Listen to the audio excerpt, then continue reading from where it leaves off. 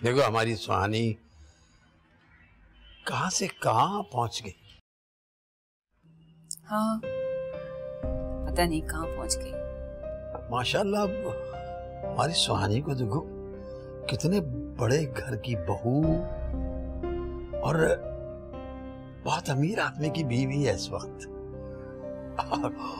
और देखो घूमने के लिए यूरोप जा रही है। हमने तो कभी सोचा भी नहीं था। ये खुशकिस्मती ऐसे नहीं मिल जाती, इसके लिए कोई ना कोई कीमत तो चुकानी पड़ती है ना।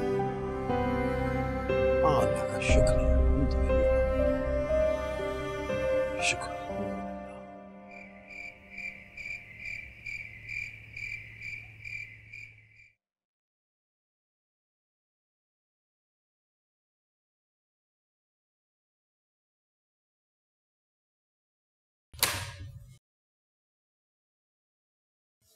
सुहानी बेटा, तुम तो अपनी अम्मी के घर रहने गई थी, क्या हुआ? दिल नहीं लगा वहां? नहीं, दिल तो बहुत कर रहा था, लेकिन फिर मैंने सोचा कि ज़रियाब अकेले वापस आएंगे, मुझे कुछ अच्छा नहीं लगा। ओह सो स्वीट। मुझे ये सुन के बहुत अच्छा लगा कि तुम अपने माजी को भुलाकर अपने मुस्तकबिल की तरफ देख रही हो। मेरी जान, ये घर तुम्हारा अपना घर है, अब तुम्हें सिर्फ इस घर की तरफ देखना है। देखो, अब तुम एक नए लाइफस्टाइल, नए सर्कल में आ चुके हो, इसलिए तुम्हें अपने आप को, अपनी पर्सनैलिटी को, अपनी सोच को चेंज करना पड़ेगा। पर्सनैलिटी, सोच? हाँ, चेंज करना पड़ेगा, और उस चेंज के बदले में देखना तुम्हें बहुत कुछ मिलेगा। और मेरी जान, जो कुछ तुम्हें मिलेगा उसके मुकाबले में ये तब्दीली कोई बड़ी बात नहीं है। आंटी, मुझे ज्यादा कुछ नहीं चाहिए। तुम्हें क्या चाहिए और क्या नहीं चाहिए ये मैं तुम्हें बाद में बताऊंगी पगली। पहले ये बताओ, तुम्हें याद है ना कल हम ज्वेलर के पास जा रहे हैं? कल? हाँ कल। क्यों? कल तो मैं ज़रियाब के साथ पासपोर्ट ऑफिस जा रही हूँ। Passport office? जी, वो मेरा पासपोर्ट बनवाना है। ज़रियाब हनीमून का प्लान कर रहे हैं। हनीमून का प्लान बन चुका है या बना रहे हो?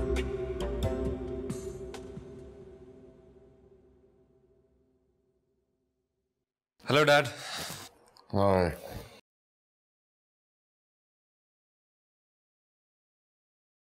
बेटा, कल हमें डॉक्टर के पास जाना है। कल? हाँ बेटा, कल दूसरी रिपोर्ट्स आनी है ना, देखते हैं क्या रिजल्ट आता है, फिर बाकी का प्लान उसकी रोशनी में बनाएंगे। Okay dad. ज़रियाब, बेटा सुहानी तुम्हारा ख्याल तो रखती है ना? यस डैड, इनफैक्ट बहुत ख्याल रख रही है। कल उसका दिल था अम्मी की तरफ रुकने का, लेकिन मेरी वजह से रात को मेरे साथ आ गई वापस। That's good. अरे वो तुम्हारा ख्याल रखेगी तो तुम्हें बीमारी से लड़ने में आसानी हो। Yes dad. ज़रियाब, मैं सोच रहा हूं कि सुहानी को बता दें। क्या? तुम्हारी बीमारी के बारे में। आप ही तो छुपाना चाहते थे उससे। अरे बेटा, वो वक्त कुछ और था, उस वक्त छुपाना जरूरी था। और अब वो तुम्हारी बीवी है, इस घर की फर्द है, हम उसे एतमाद में ले सकते हैं। डैड, क्या वो शॉक न्यूज को एक्सेप्ट कर सकेगी? अरे बेटा, वो समझदार है, सब कुछ जान लेगी तो तुम्हारी बेहतर अंदाज में केयर कर सकती है। तुम्हारी मेडिसिन, तुम्हारी थेरेपी, ख्याल कर सकती है उसका। नहीं डैड, हम सुहानी को बीमारी के बारे में कुछ नहीं बताएंगे। क्यों? डैड, इसके अरमानों और उमंगों की उम्र बहुत थोड़ी है। 2 दिन तो वे आए हुए उससे। Please dad.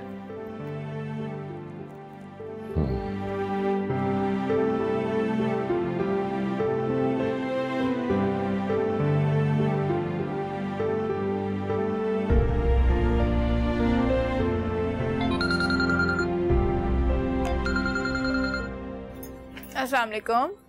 तुम तो शादी के बाद गायब ही हो गई हो। हाँ, ख्यालों में। अच्छा जी, तो कब निकलोगी ख्यालों से? ये तो ख्यालों को भी पता है। कुछ तो तुम्हें भी पता होना चाहिए। 1-2 दिन में निकल आओगी? क्यों?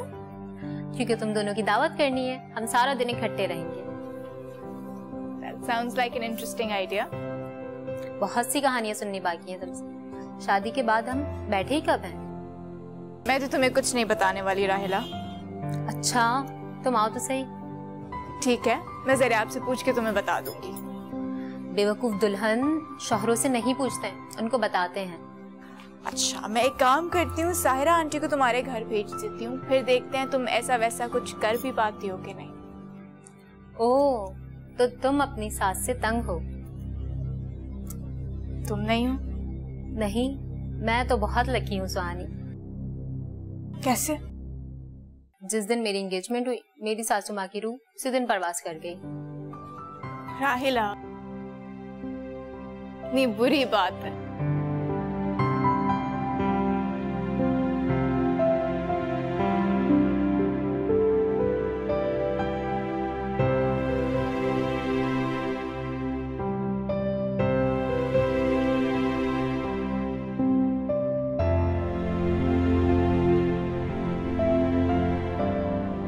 बात है? बड़ी कोई खुश नजर आ रही हो। वो मैं राहिला से बात कर रही थी। क्या कह रही थी? हमें दावत पे इनवाइट कर रही थी। तो इस बात पे हंसी क्यों आ रही थी? वो मैंने बोला कि मैं जरा आपसे पूछ के बताती हूँ, तो कह रही थी कि शौहरों से पूछते थोड़ी हैं, उनको तो बताते हैं। लेक्चर देने लगी, ये करो वो करो, ऐसे रहो वैसे रहो। तो तुम क्या करो? मैं ऐसा कुछ नहीं करने वाली। जो करूंगी आपसे पूछ के करूंगी, आई प्रॉमिस।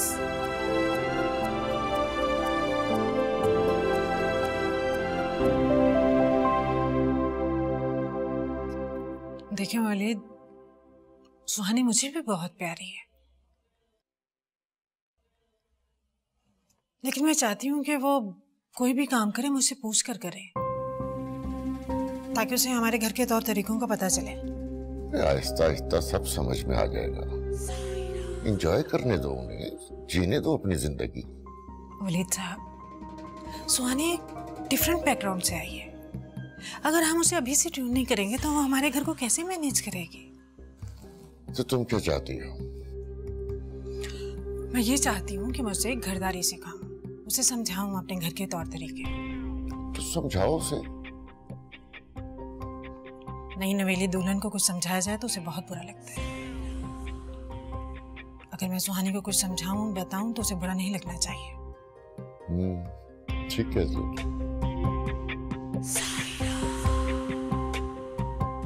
अच्छा, मैं आपके लिए कॉफी लेके आती हूँ, अपने हाथों से बनाकर।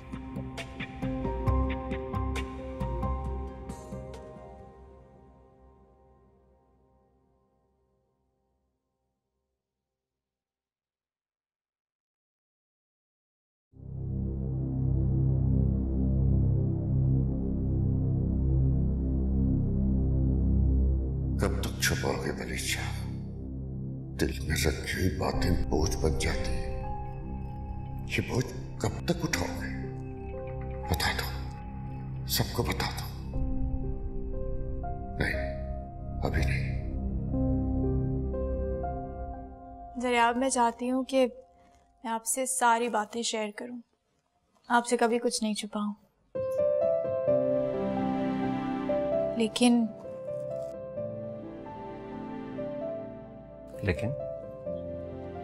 कुछ बातें ऐसी होती हैं जो हम चाह के भी नहीं कह सकते। हाँ,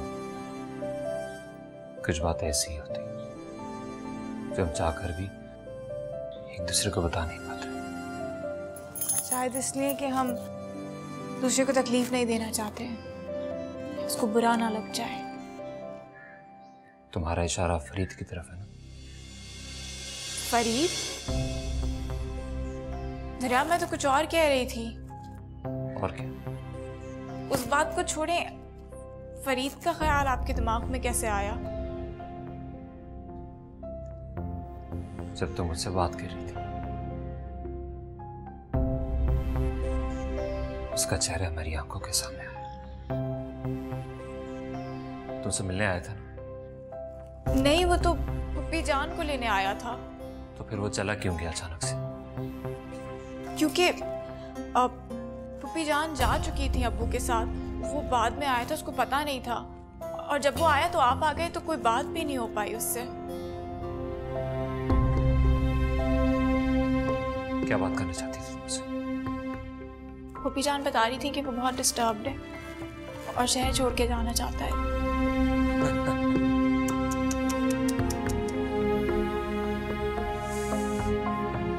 बेचारे का दिल टूट गया होगा ना, तुम्हारे साथ शादी करके। उस मासूम सादा शख्स के साथ मैंने बहुत ज्यादती की है।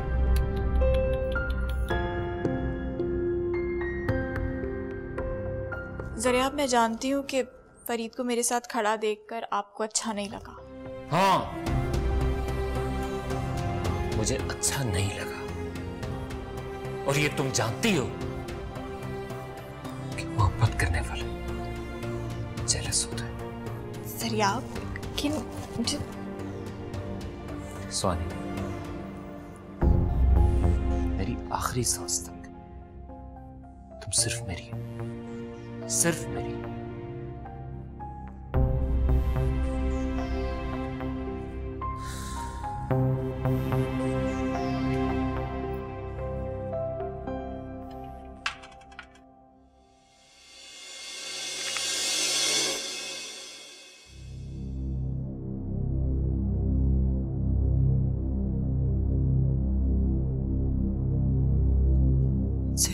कैंसर है? ये क्या लिखा है इस रिपोर्ट में? जो लिखा है वही हकीकत है। हमारा बेटा ज़रियाब ब्लड कैंसर का पेशेंट है। ये सब कैसे हुआ? शादी से कुछ अर्सा पहले। तुम्हें याद है एक रात हम ज़रियाब को इमरजेंसी में लेकर गए थे? उसी रात उसके ब्लड टेस्ट हुए थे। डॉक्टर ने बताया कि ज़रियाब ब्लड कैंसर का पेशेंट है। इतनी बड़ी बात आपने मुझसे छुपाई? मैं मां हूं उसकी। बात छुपाने की नहीं है सायरा, बस उस वक्त मैंने मुनासिब नहीं समझा था। मुझे भी नहीं, भले मैं उसकी सौतेली मां हूं, लेकिन मैंने अपनी सगी औलाद की तरह चाहा है उसे। इतनी बड़ी बात आपने मुझसे क्यों छुपाई? मुझे क्यों नहीं बताया? बात ये नहीं है सायरा, तुम इस एंगल से ना सोचो। अंदाजा करो, जब ये बात मुझे पता लगी थी तो मेरे दिल पर क्या गुजरी थी। उसके बावजूद मैंने इस बात में किसी को शरीक नहीं किया।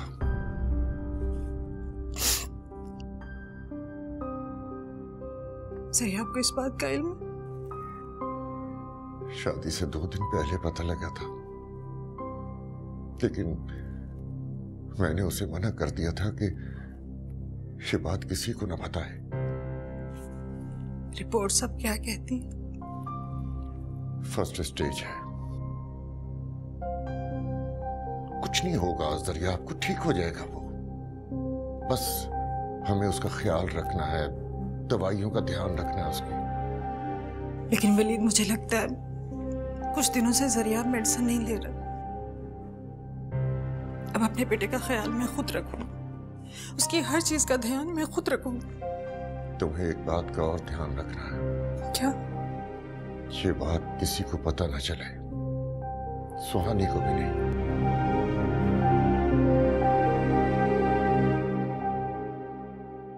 सुहानी,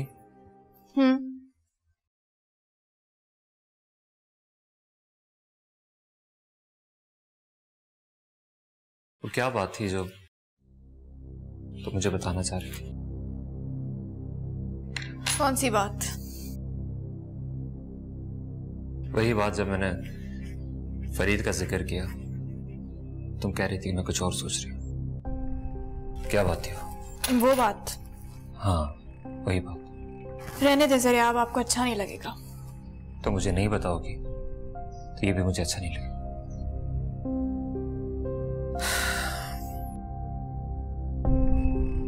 देखो सुहानी, मैं शायद अपनी कुछ बातें तुमसे छुपाऊं किसी मसलियत की वजह से, लेकिन तुम मुझसे कुछ नहीं छुपाओगे। जब बातें छुपाते हैं तो बातें बोझ बन जाती हैं, और मैं नहीं चाहता कि तुम अपने दिल पर बोझ रखकर मेरे साथ जिंदगी गुजारो। और आप ये बोझ क्यों उठाना चाहते हैं? स्वानी, मैं मर्द हूं। मर्द औरत से ज्यादा बोझ उठा सकता है। इसीलिए मैं चाहता हूं कि तुम अपना सारा बोझ मेरे ऊपर डालो और बताओ क्या बात है। दरिया, आप तो पीछे ही पड़ गए, कोई बात नहीं थी। जो भी बात थी बताओ मुझे। ज़रिया, आपकी मॉम, हाँ, आंटी बहुत हार्श है मेरे साथ। कैसे? बस कुछ बातें होती हैं जो महसूस करने में बहुत बड़ी लगती हैं, लेकिन जब हम बताते हैं तो बहुत छोटी जाहिर होती हैं। ज़रिया, वो हर बात पर मुझे डिक्टेट करना चाहती हैं। मेरा सोना, जागना, उठना, बैठना, अपने घर वालों से मिलना, वो चाहती हैं कि वो हर बात पे मुझे कंट्रोल करें।